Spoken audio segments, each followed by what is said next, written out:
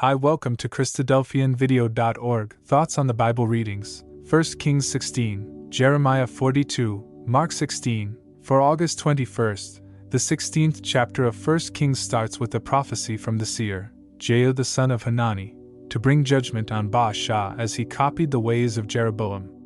We will note that every monarch from the north was evil. The southern kingdom slid ever downward, but there were times of spiritual rebounding due to some of the great reformers. Elah's evil reign of 2 years ended by assassination at the hands of his servant Zimri. That usurpation was terminated after 7 days by Omri. A brief civil war followed against Tibni until Omri prevailed. Omri has the horrible distinguishing feature of committing evil greater than any before him. Omri ruled for 12 years, the last 6 from the capital of Samaria, which he founded. He was followed by Ahab, whose wicked rule of 22 years was characterized by Baal worship, introduced by his ignominious and ruthless wife, Jezebel.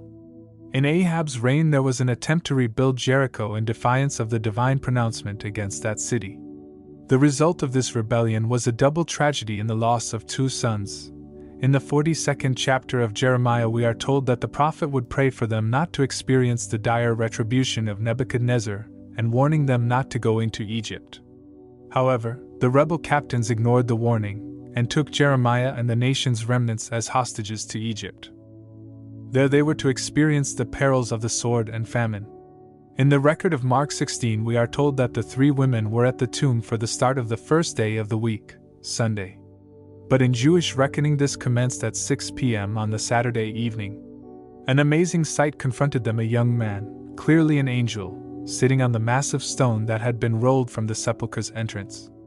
They were told by the angel that the Lord they sought had risen, and would meet with them in Galilee. How significant was that Jesus' first appearance was to Mary Magdalene, whom he had healed of severe mental illness.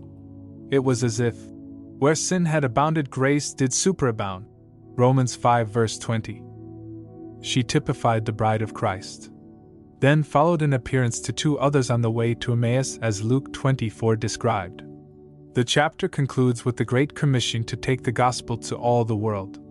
Jesus said the message would be supported by accompanying signs. This was applicable to the apostolic age. https://christadelphianvideo.org/christadelphian-daily-readings